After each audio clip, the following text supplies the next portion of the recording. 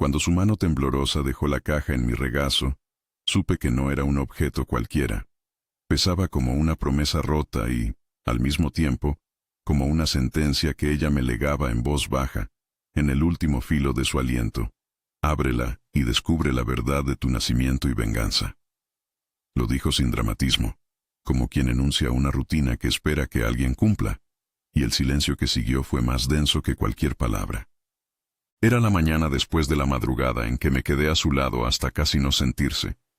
El cuarto olía a café viejo y a medicina, y la persiana dejaba entrar una luz pálida que hacía brillar el polvo suspendido como si fuera una multitud de miradas.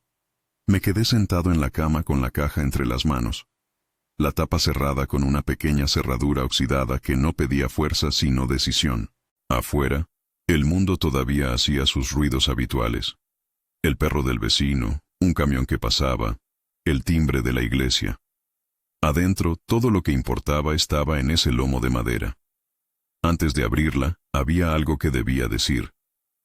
Si esta historia resuena contigo y quieres seguir hasta el final para saber qué había dentro y qué hice con esa verdad, suscríbete y acompáñame en esto. Necesito que haya alguien que escuche mientras cuento lo que pasó. Mi abuela, la que me dejó la caja, se llamaba Elena, pero nadie de la familia la llamaba por nombre cuando había enojo o acuerdo. Era simplemente la abuela. Para mí había sido refugio. Su casa era un mapa de olores y gestos. Café a las 6, la radio a volumen bajo, una cazuela que siempre ofrecía la misma sopa aunque cambiaran las estaciones del año. Me enseñó a leer con el índice de los libros y a tratar a la gente por su nombre. Fue ella quien me tapó con frazadas cuando tuve fiebre de niño y quien supo, sin preguntar, cuando estaba triste y me daba un pan recién horneado y silencio. Pero en los últimos años, esa casa se volvió una isla pequeña y fría. Renata, la esposa de mi tío Enrique, tomó el control con manos de arquitecta. Horarios, botellas escondidas, recetas médicas que no se cumplían, llamadas que se cortaban. Enrique vivía lejos en la ciudad por trabajo. Venía los fines de semana con buenas intenciones y una prisa que lo hacía ineficaz. Jessica, la joven que ayudaba en la casa desde hacía 3 años, era la que realmente conocía a mi abuela. La levantaba temprano, limpiaba su pelo, hablaba con ella como si le debiera algo más que un sueldo. Fue Jessica quien, meses antes de que todo se acelerara, me habló por primera vez con la voz baja de quien sostiene una sospecha que podría romper vidas si se confirma. No me había permitido vivir todo ese tiempo con la culpa visible. Vivía a 2 horas en auto y me consolaba pensando que iba suficiente, que el cariño alcanzaba en visitas rápidas. Cuando me encontré de nuevo al lado de su cama, con la caja en el regazo, fui capaz de ver con una claridad que no tuve antes. Pequeños detalles que no cuadraban. Un comentario de Renata sobre vigilar los gastos, facturas que aparecían siempre a nombre de la casa, la forma en que cambiaba las medicinas en la mesa como si fuera una contadora que reescribía el destino de otra persona. Hay cosas que no se dicen en voz alta cuando la familia está alrededor. Se dicen en susurros entre la puerta y la pared, en la traducción de un gesto. Jessica me lo mostró sin querer un día en la cocina. Sacó una bolsita con algo envuelto en papel y la miró como si fuera una ofensa y una evidencia. Era un grampito, pequeño, de metal, con óxido en un borde, y no pertenecía a la cocina. Me contó, sin levantar la voz, que una vez, peinando el cabello de la abuela para que no se enredara, sintió algo extraño, como una picazón antigua, y al separar los mechones encontró debajo de la piel, pegado al cuero cabelludo, un fragmento metálico que había sido colocado tiempo atrás. Dijo la palabra grapa, y luego suspendió la frase porque en su boca cualquier adjetivo sonaba a juicio. Lo vi todo como si fuera un rompecabezas en el que me faltaban piezas. Renata no era una villana con máscara. Era alguien organizado, con guantes, que convertía la afectación en costumbre. Enrique, por otro lado, no era malvado. Estaba aletargado por el trabajo y por la idea de que todo lo podía resolver con placas y promesas. Jessica era la persona que, por cariño o por una justicia íntima, decidió no mirar para otro lado. Y mi abuela, orgullosa y de una lucidez que a veces aparecía como un reflejo, había decidido confiarme algo en el borde de la muerte.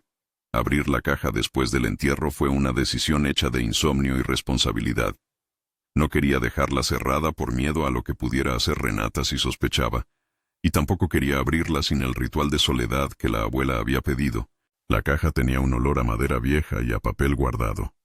Al quitar la cerradura, el ruido se sintió como el de una llave que libera un secreto que viene atado a la culpa.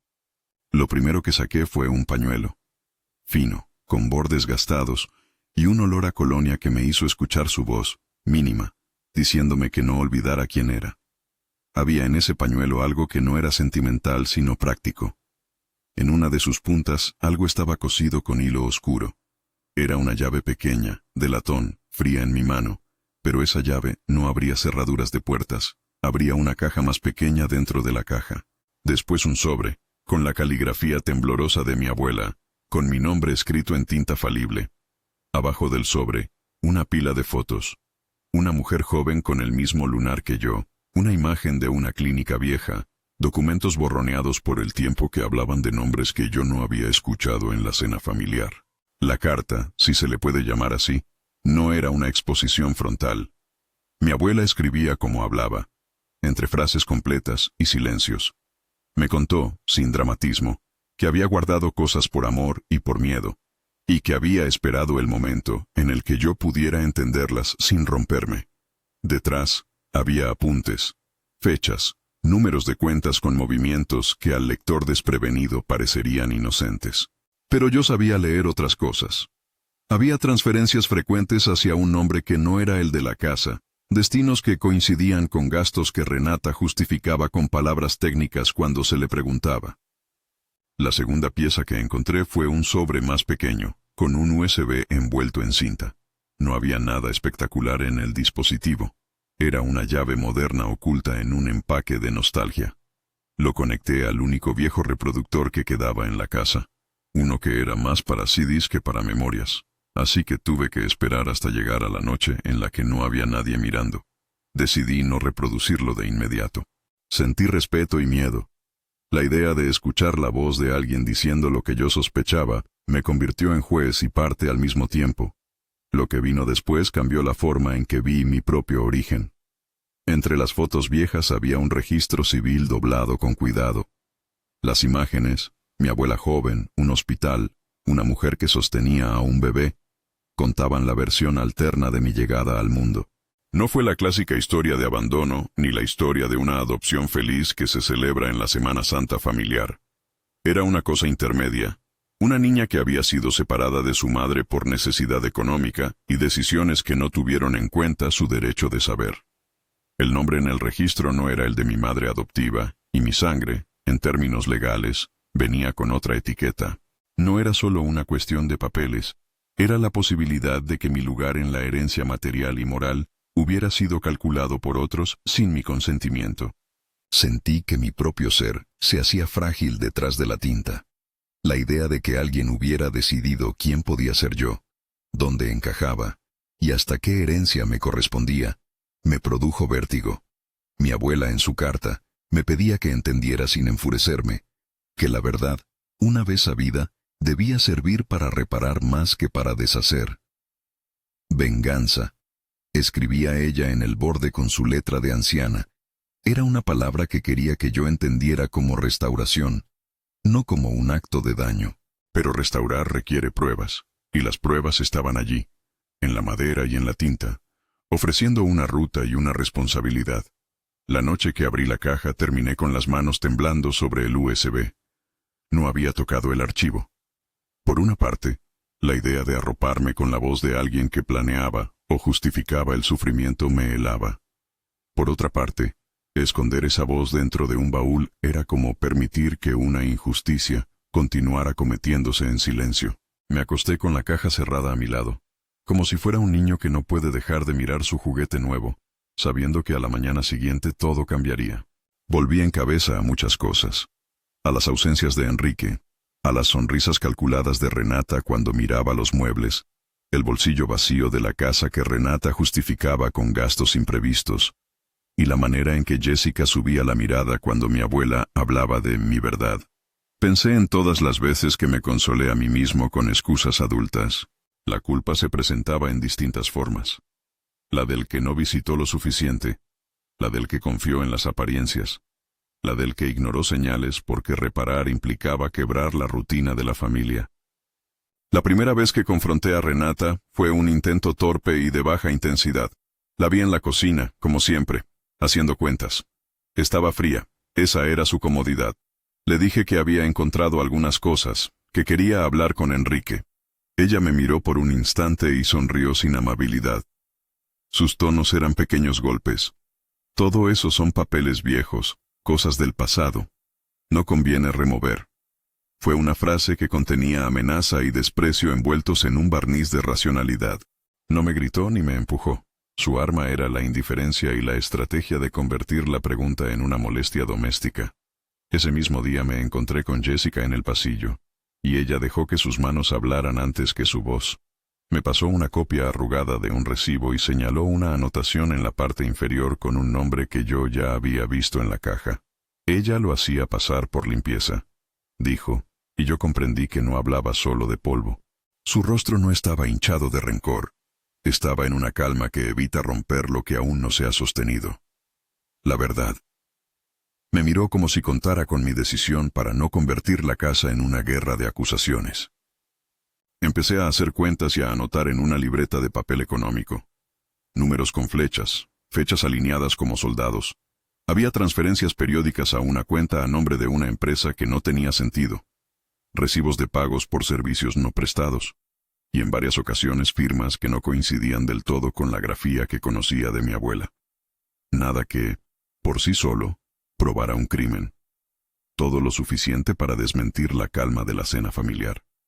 Busqué asesoría en voz baja. No quería que se escuchara en la casa que yo había empezado a mover piezas. En paralelo, hay algo que quería que la historia mostrara: la dignidad de mi abuela. Ella no fue una víctima pasiva.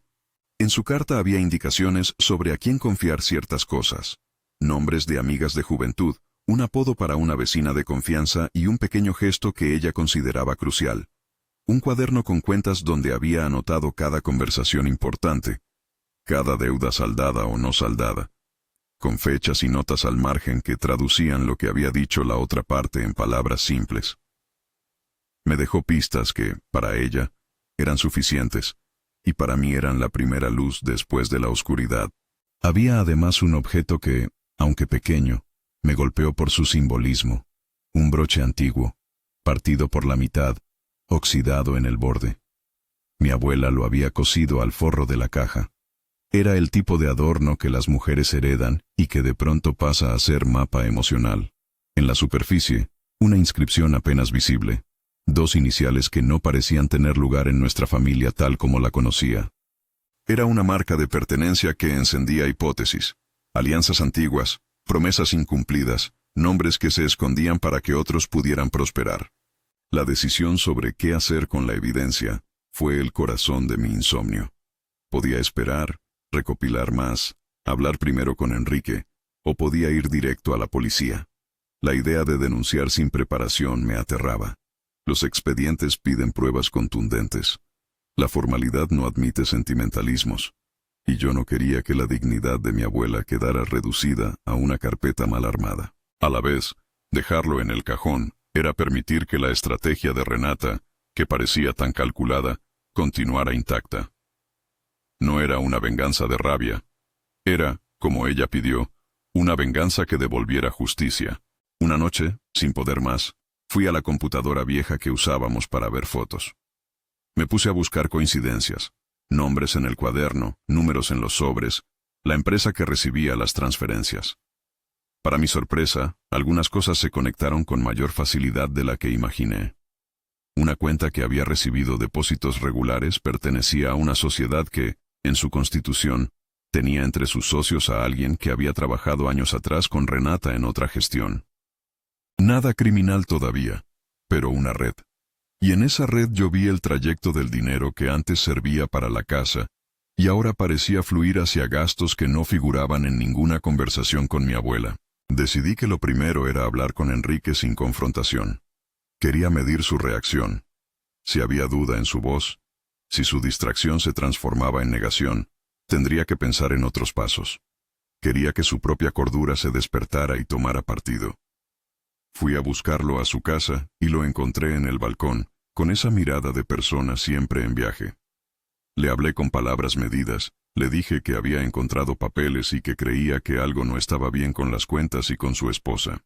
Él me escuchó con el ceño fruncido, y al final dijo algo que me cortó. No puedo ahora, tengo una reunión. Su prisa era un muro. Prométeme que cuando vuelvas hablamos, le pedí. Prometo, dijo, y la palabra quedó suspendida entre lo que quería escuchar y lo que, sospeché, no estaba dispuesto a comprometer. Volví a la casa con la sensación de que había movido una piedra pequeña en un río grande. Quizá no cambiaría la corriente, pero un pez podría salir. Al llegar, Jessica me esperaba en la cocina con una taza de té ya fría. Su expresión no necesitó palabras. Me habló del gran pito de nuevo, de las curas que mi abuela hacía con paciencia para que nadie notara el dolor, y de la vez que oyó a Renata discutir con alguien por teléfono sobre optimizar los documentos de la anciana. No usó la palabra que yo esperaba, pero me la ofreció en la mirada. Había intención. La tarde avanzaba con la lentitud de un juicio sin fecha, y yo tenía la caja cerrada junto a mi pecho como quien protege un secreto que podría explotar. Decidí una cosa que a muchos les podría parecer cobarde. Antes de ir a la policía quería escuchar la voz en el USB. No porque fuera un acto de venganza, sino porque necesitaba saber la verdad desde la fuente, para que mis pasos fueran firmes. Preparé el reproductor, apagué las luces y coloqué la memoria en la ranura. Antes de pulsar play pensé en mi abuela, en su mano temblorosa al entregarme la caja, en su mirada que no pedía odio, sino claridad. Justo cuando estaba a punto de presionar play, escuché el timbre. Fue una interrupción muy pequeña que me dejó el corazón en un sitio equivocado. Abrí la puerta. Era el cartero. Me dio una carta dirigida a mi abuela, pero con la fecha de días atrás. La firma en la esquina no la conocía. Volví a mirar la caja y el USB. Y en ese instante supe que algo había cambiado. Ya no podía volver atrás. Había empezado a quitar capas, y alguien fuera de la familia seguía moviendo piezas. Mantuve la carta en la mano mientras la página siguiente se llenaba de otras voces del pasado. Un vecino bajó la escalera y, sin saber demasiado, me dijo que había visto a Renata sacar una bolsa grande del garaje temprano esa mañana. Jessica me llamó y dijo que había encontrado un recibo nuevo en la basura que no apareció hasta ese día. Fueron como pequeñas señales que empujaban la tela del misterio hacia un lado. La verdad no estaba quieta. Empezaba a emerger cuando yo apenas me atrevía a mirarla. Entonces, en una mesa con la luz amarilla y la memoria conectada, pensé en la palabra que mi abuela había dejado en el borde de su carta: venganza. No la imaginé como un acto de daño. La imaginé como respirar y nombrar las cosas con su nombre, como colocar cada documento sobre la mesa de la verdad para que nadie pudiera decir que todo era imaginación. Sabía que exponer tendría costos. La familia se partía, los marcos de cariño se resquebrajaban, y quizá perdería a gente que creía que sus derechos estaban por encima de cualquier otra cosa. Pero sabía también que permitir que la manipulación continuara significaría defraudar la última voluntad de una mujer que me había pedido, con la claridad de quien sabe el valor de la verdad, que no dejara las cosas en silencio. Apoyé la mano sobre el USB. Podía escucharlo, y luego pensar en la policía, o tomar el sobre con las transferencias y acudir primero a un abogado. Cualquiera de las dos rutas implicaba pasos que no quería tomar solo. Pensé en llamar a Enrique de nuevo, en sentarlo frente a una mesa con todas las pruebas y obligarlo a elegir. Pero la palabra elegir me recordaba la promesa. Su promesa de ocupar su lugar como hijo. Y me tomó un segundo más de vértigo para decidir que la primera voz que tenía que escuchar era la que había sido grabada. Mientras me calmaba, la casa respiró con la quietud de quien contiene el aliento antes de soltarlo. Con la luz apagada y la ciudad durmiendo, pulsé play. La voz que salió no era de alguien que planea crímenes espectaculares. Era una conversación con la rutina de la codicia. Una voz que hablaba de plazos, de tarifas, de simplificar documentos y de la necesidad de acelerar trámites. No era un juramento, pero en el falsete del habla, en las pausas que se guardaba para después de pronunciar su problema, había una intención. La grabación se cortó de pronto, y entonces un silencio que parecía preparar una sentencia ocupó la sala. El sonido del corte me dejó en la nada. A través de la rendija de la puerta sentí pasos. Alguien iba por el pasillo.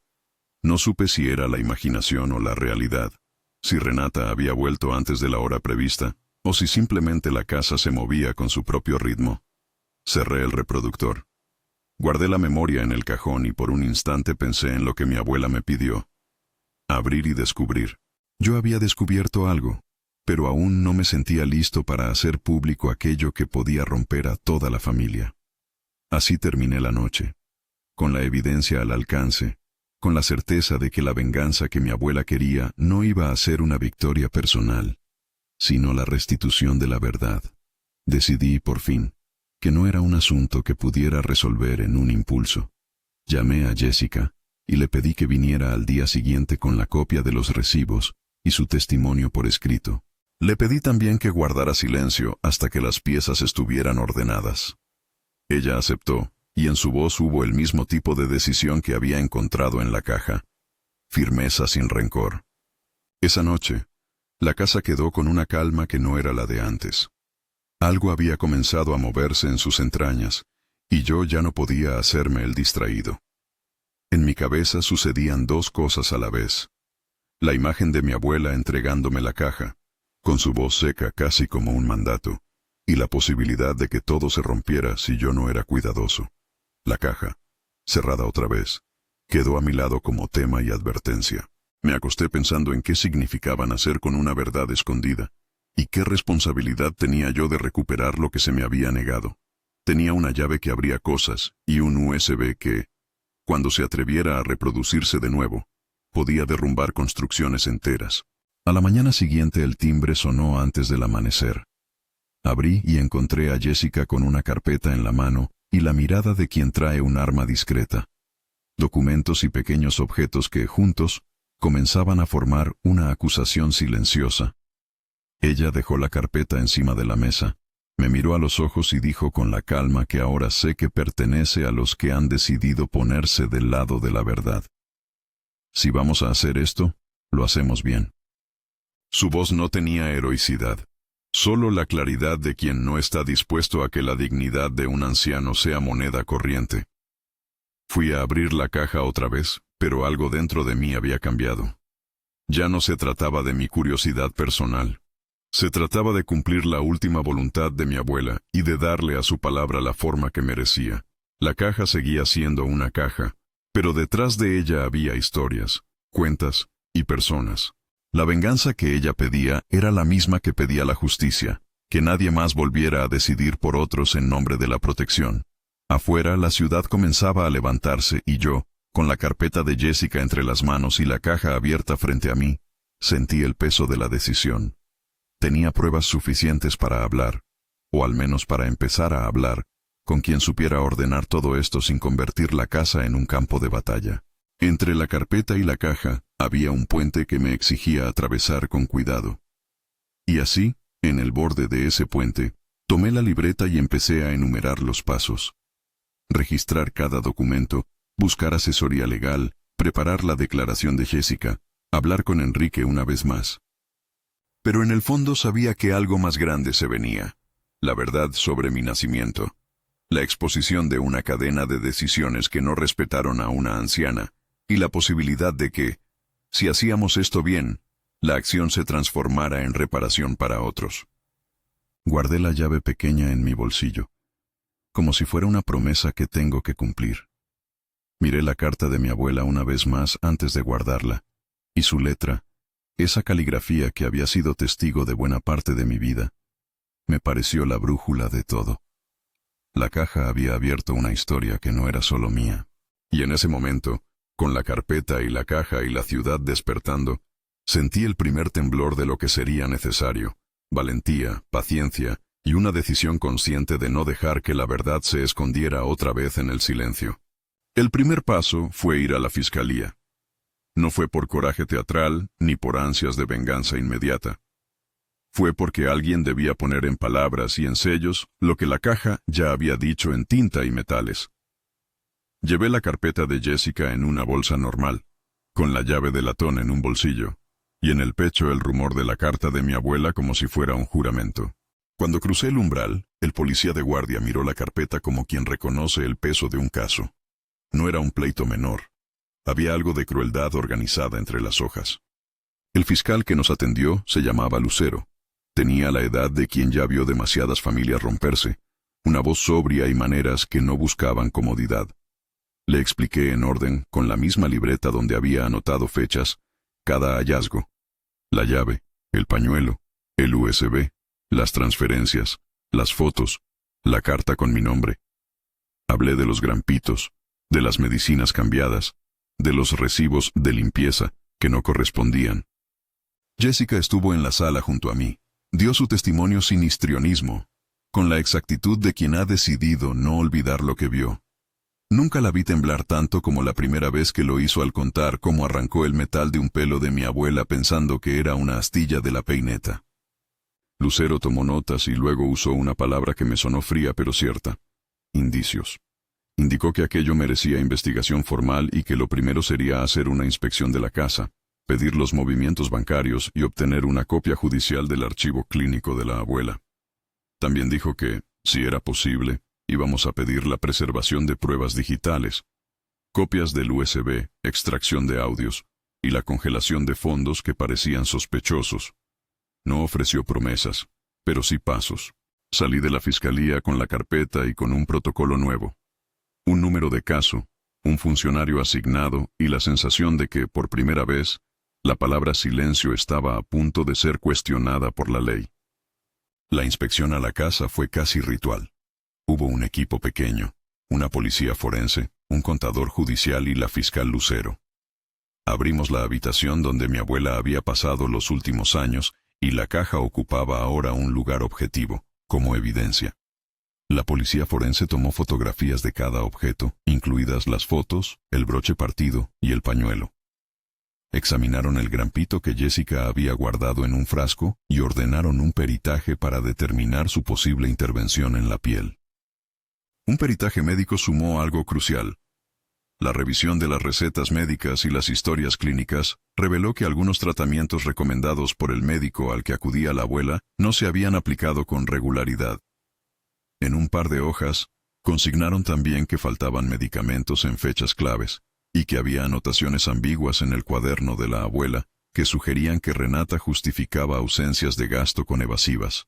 Renata reaccionó a la inspección como la persona que no esperaba un movimiento tan formal. Esa misma tarde, llegó con su abogado y con una sonrisa que no alcanzaba los ojos.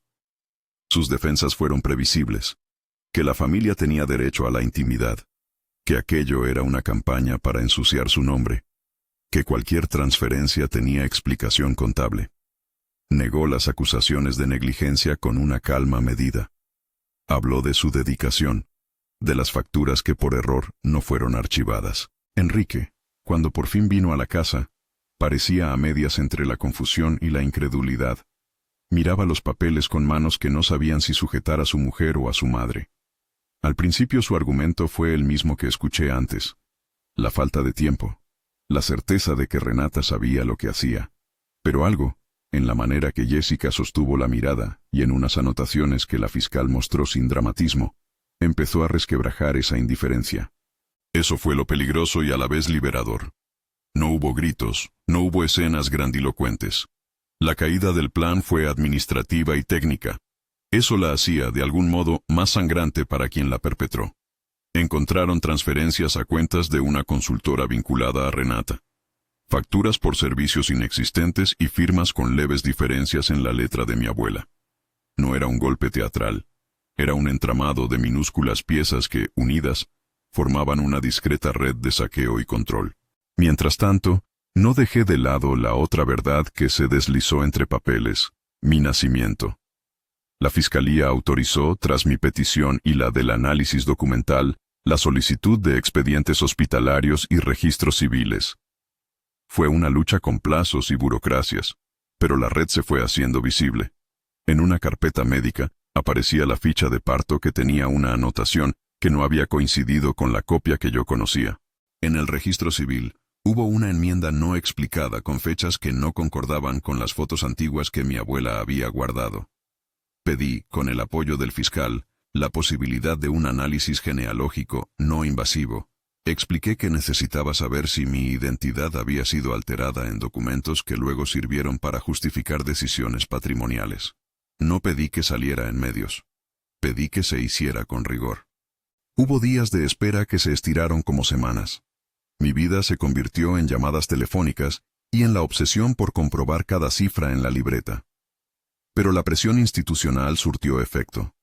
El banco donde se veían los desvíos congeló temporalmente cuentas a petición de la Fiscalía y se emitió una primera citación para que Renata compareciera a declarar. Ella se presentó fría y preparada, con una versión ajustada de la realidad. Negó irregularidades financieras, cambió fechas y dijo que cualquier inconsistencia era un error contable, algo que un profesional podría resolver. Su abogado intentó desacreditar el valor probatorio del USB y puso en cuestión la autenticidad de las firmas.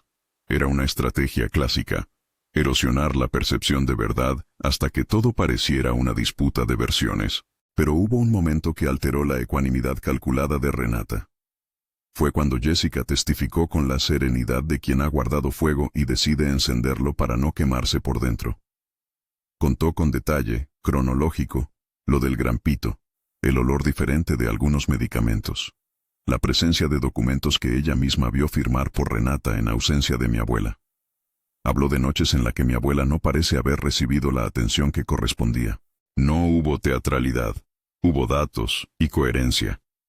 En la sala de la Fiscalía se oyó un silencio que pesó más que cualquier disculpa. Enrique cambió su postura en ese instante. Dejó la postura de quien cree en excusas y abrazó la posibilidad de ser responsable. Sus manos comenzaron a temblar cuando la fiscal le mostró en una hoja la lista de transferencias que llevaban semanas saliendo de la cuenta destinada al cuidado de su madre. Después de la declaración, Enrique me buscó fuera de la Fiscalía. Su voz se quebró en la primera palabra, perdón. No fue una disculpa grandilocuente, fue la rendición de un hombre que entendía que su ausencia había sido cómplice. Confesó que había visto impuntualidades y justificaciones que interpretó como gestos de eficiencia, no como abuso. Dijo que su matrimonio con Renata le había borrado las dudas por la comodidad de la rutina. Allí, en la acera, me ofreció su sombrero y su culpa a partes iguales. Fue la primera vez que supe que no todo en esa casa era blanco o negro. Había grises de miedo, de conveniencia, de no querer mirar. Su alianza cambió la dinámica. Con Enrique del lado de la verdad, la familia se fracturó de otra manera. Renata no se quedó inmóvil. Intentó negociar. Ofreció pagar deudas. Propuso que se hiciera un inventario y que los asuntos se resolvieran en privado. Fue un intento por mantener el control fuera del ojo público y del proceso judicial. Su abogado insinuó acuerdos, salidas conciliatorias, la idea de que restaurar la armonía era más valiosa que la exposición. Pero la Fiscalía, al observar los indicios y la predisposición a obstruir, decidió llevar el caso más allá de una simple conciliación doméstica. Se abrió una investigación formal por presunta lesión a la integridad y patrimonio de un adulto mayor, y por falsificación de documentos y administración infiel. En paralelo a todo esto, seguí investigando por mi cuenta con la cautela que me había pedido la fiscal. Volví a revisar las fotos, las anotaciones de la abuela, las cartas. Había fragmentos que necesitaban traducción, una serie de nombres, una anotación sobre una clínica con una fecha y una dirección. Contacté con personas del pasado que mi abuela mencionaba en su carta, amigas de juventud, vecinos, la enfermera que la atendió cuando dio a luz a alguien que no me había nombrado con claridad. Uno a uno, los recuerdos recomponían partes de mi origen. La historia no era melodramática, era de esas decisiones duras que se toman por miedo o por cálculos erróneos. Mi madre biológica había sido una joven que por circunstancias dejó al bebé en manos de mi abuela para que tuviera mejores posibilidades. Lo que mi abuela guardó fue la verdad de que ese acto no implicaba ocultamiento por lucro, sino protección. Pero alguien, con el tiempo y bajo la excusa de ordenar papeles, había transformado esa protección en propiedad. Entonces vino el momento más humano y menos técnico. Pedimos una prueba de ADN, no para crear espectáculo, sino para anclar la filiación en hechos irrefutables. La Fiscalía autorizó la toma de muestras con estrictos protocolos. No era inmediato. Había trámites, plazos y la espera que acompaña a cualquier veredicto médico. En ese intermedio se me sucedieron imágenes con la letra arrugada de la abuela y la forma en que había cosido el broche partido, un símbolo de dos mitades que reclamaban volver a unidas. Me pregunté cómo mi identidad había quedado sujeta al azar de papeles y si yo tendría la fuerza para sostener la verdad que, en su momento, la abuela decidió proteger. La noticia de la investigación no tardó en filtrarse. En la era de pantallas, un vecino que supo de la fiscalía contó a otro, y el rumor se convirtió en pregunta para amigos y familiares. Algunos me miraban con compasión, otros con la curiosidad de quien observa una novela ajena. No había en mi intención espectáculo. Hubo, sí, un reconocimiento público de que aquello no era un conflicto menor. El maltrato a ancianos y la manipulación de papeles eran temas que, cuando se descubren, tienen repercusiones sociales.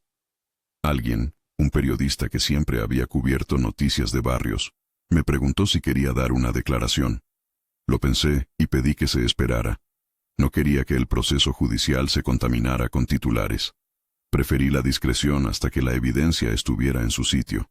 La audiencia preliminar fue un paso más. Renata compareció escoltada por su abogado. Su estrategia era erosionar la credibilidad de Jessica y poner en duda la cadena de custodia del USB. Ella decía que la memoria había sido manipulada y que mis libros de cuentas estaban incompletos. Pero cada argumento encontraba respuesta en documentos. Las firmas peritadas, las transferencias consignadas por el banco, la declaración de la enfermera que atendió a mi abuela en la clínica donde figura la ficha de mi nacimiento. La fiscalía solicitó medidas cautelares.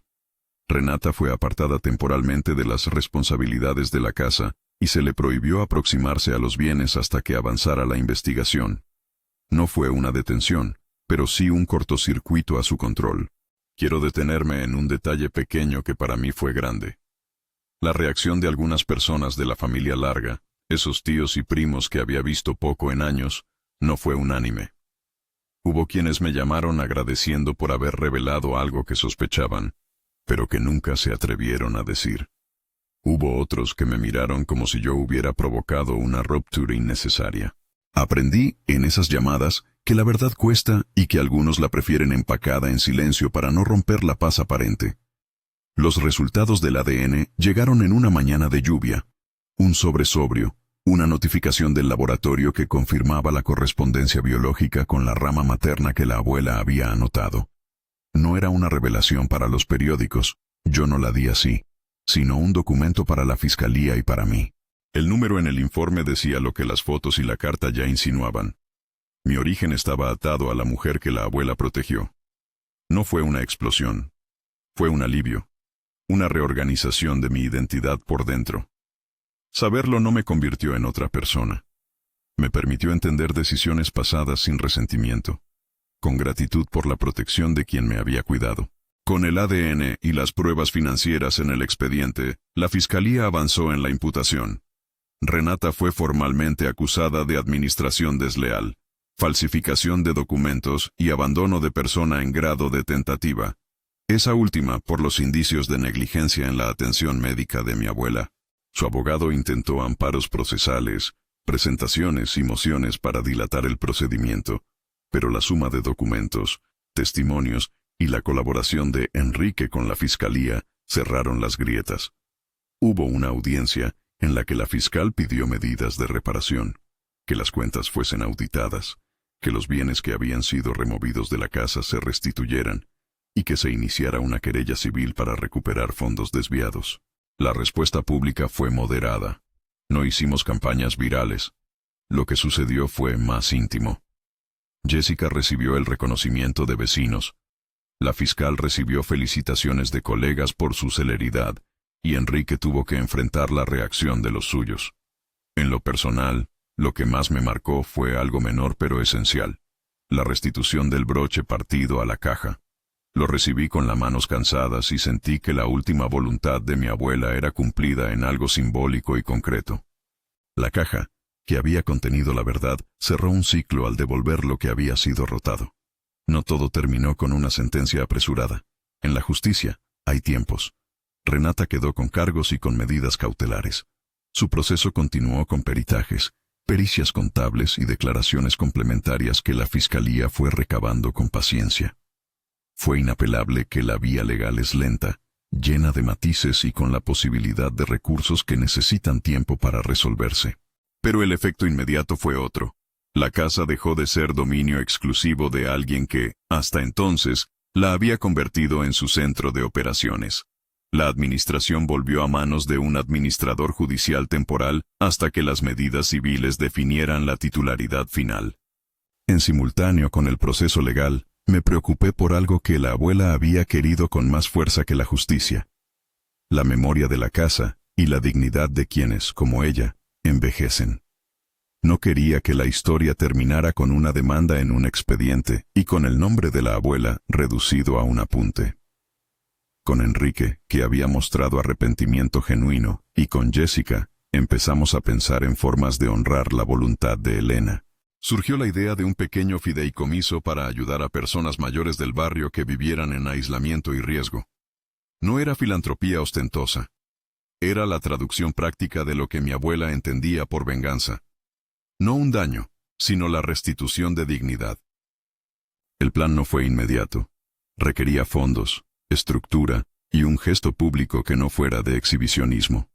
Con la ayuda de un abogado civil, abrimos una cuenta de garantía, presentamos un proyecto comunitario y convocamos a vecinos para que propusieran nombres de ancianos en necesidad. Enrique aportó una parte de la reparación con la que se comprometió en sede judicial, no por castigo, sino por responsabilidad. Jessica, que siempre quiso permanecer en la atención domiciliaria, aceptó coordinar voluntariados. Lo que empezó como respuesta a una injusticia, se transformó en un programa que, sin grandes pompas, fue nombrado con sencillez: Casa de Elena. Un espacio de acompañamiento y asesoría para ancianos vulnerables. Su objetivo era simple: prevenir que otras familias permitieran que la dignidad de sus mayores se redujera a una cuota administrativa. Durante el juicio, que duró meses con audiencias intermitentes, se comprobó una cosa importantísima: las pequeñas negligencias y los desvíos constantes forman una violencia económica que envejece la vida de quien depende. Los peritos contables demostraron transferencias sistemáticas. Los médicos corroboraron omisiones en tratamientos, y Jessica narró, con la humildad que la caracterizaba, las noches en que su intuición la obligó a intervenir. Renata, en su defensa, intentó transformar su conducta en un error administrativo y en sobrecarga de tareas domésticas. La justicia, con documentos y testigos, tendió a imponer una lectura que equilibra responsabilidad y contexto, pero la conclusión fue clara: hubo lucro y hubo negligencia. La sentencia no fue un espectáculo mediático, pero sí un hito. La justicia ordenó la restitución de una parte de los fondos desviados, la imposición de medidas de reparación civil y la inhabilitación temporal de Renata para administrar los bienes de adultos mayores. Además, su nombre quedó en un proceso público que, al menos en nuestro círculo, marcó consecuencias sociales. La Fiscalía abrió sendas investigaciones sobre otras potenciales irregularidades en la consultora que había recibido fondos. No buscábamos humillación, buscábamos contención para que la historia de mi abuela sirviera de prevención. En lo íntimo, mi identidad no quedó en papel de sentencia. Quedó en una conversación que tuve con la mujer que me dio a luz. Fue un encuentro breve, atravesado por años y por el pudor de no dramatizar. Ella vivía en otra ciudad. Fui a verla con la carta de la abuela en la mano, con el informe del ADN como permiso para preguntar. No pedí explicaciones que me rompieran, pedí la verdad. Y lo que escuché fue la historia de una joven que, por miedo y por cuidado, dejó a su hijo en manos de mi abuela. No hubo traición planificada, hubo decisiones duras tomadas en la precariedad. Nos miramos sin teatralidad. Ella sin culpabilidad ostentosa, yo sin necesidad de venganza personal. Hubo lágrimas, sí, y hubo la posibilidad de ser familia más allá de papeles. Al final, la venganza que mi abuela pidió fue exactamente eso, no el daño, sino el restablecimiento de los hechos y la creación de mecanismos para que la dignidad de los mayores no sea un bien intercambiable. La casa de Elena arrancó pequeña, con pocas becas y la energía voluntaria de vecinos y profesionales. Jessica coordinó las primeras visitas. Enrique ofreció apoyo logístico. Yo me hice cargo de la comunicación y de la gestión de donaciones. No fue un acto de generosidad espectacular. Fue una reparación práctica que devolvía la vida cotidiana como prioridad. Hubo conversaciones duras en la familia. Algunos se alejaron, otros pidieron perdón y algunos decidieron no volver. El proceso dejó huellas, pero también permitió que personas invisibles como Jessica tuvieran voz y reconocimiento. Le propuse que fuera la administradora de uno de los programas de acompañamiento, con remuneración y estabilidad. Aceptó con humildad y por primera vez, con la certeza de que no sería un testigo, sino una protagonista en la protección de otros. Con el tiempo, las heridas se calmaban no por olvido, sino por reparación. Yo seguí visitando los lugares que mi abuela me mostró en fotos. Recuperé recetas que ella me enseñó y dejé que su letra, esa que había sido brújula, siguiera dictando decisiones. Hubo también reconciliaciones sorpresivas. Enrique y yo reconstruimos una relación más honesta. Hablamos de responsabilidad, de ausencias y de cómo transformarlas en cuidado presente. Renata, por su parte, enfrentó juicios y consecuencias sociales. Su defensa intentó relativizar lo ocurrido, pero el proceso legal desenredó una madeja que le resultó difícil de sostener. El broche partido que ella había cosido a la caja ya no era solo un adorno. Lo guardé en un lugar seguro y un día lo llevé al proyecto para que fuera símbolo de dos mitades que vuelven a reunirse por justicia. En una placa pequeña escribimos apenas unas palabras que no buscaban protagonismo. Para quienes no pudieron hablar, para quienes escucharon. La placa quedó en la sala de la pequeña casa de Elena, junto a las fotos de ancianos sonriendo en días de visita. Lo que aprendí de todo esto no es una sentencia moral grandilocuente, sino algo más cercano. La verdad, cuando se sostiene con evidencias y con el acompañamiento institucional, tiene la fuerza de transformar situaciones que antes parecían estáticas. La venganza que mi abuela legó fue una lección de coraje contenido. No destruyas, restitúyelo. No busques ajuste de cuentas. Busca la corrección de lo que se rompió. Eso cambió la manera en que me vi a mí mismo y la manera en que la familia miró sus propias sombras. Hoy, cuando paso por la casa donde crecí y veo la placa en la pequeña sala de la casa de Elena, pienso en la mujer que, en su lecho, me entregó una caja porque entendió que la verdad necesita manos dispuestas a sostenerla. Recuerdo su frase, aquella que resonó como mandato. Ábrela y descubre la verdad de tu nacimiento y venganza. La palabra venganza dejó de ser una amenaza y se convirtió en una hoja con instrucciones. Restaura, protege, nombra. No digo que todo quedó perfecto. Hay cicatrices que no se borran con procesos jurídicos ni con proyectos comunitarios. Pero sí puedo afirmar que la decisión de no dejar las cosas en silencio fue la que permitió que la dignidad de mi abuela volviera, en parte, a su lugar. Gente que vivía en la sombra de la indiferencia, hoy tiene acompañamiento. Una joven que sin recursos se atrevió a decir la verdad, hoy dirige un proyecto. Y yo, que fui nieto y custodio de una caja, aprendí que la identidad es complejo tejido de historias que merecen ser contadas con respeto. Si algo quisiera que quedara claro, es esto. La justicia rara vez es instantánea y nunca es perfecta, pero escuchar a quien sufre, documentar y actuar con prudencia, puede detener una injusticia y convertir el dolor en reparación. Y si esta historia te tocó de alguna manera, si conoces a alguien que podría estar viviendo algo parecido, o piensas que en tu entorno puede haber silencios peligrosos, compártela. Habla con las autoridades competentes. Escucha con atención y denuncia. No normalices el abandono ni el saqueo de la dignidad de los mayores. Comparte esta historia para que más gente sepa que la verdad puede comenzar con una caja y terminar en algo que protege a otros.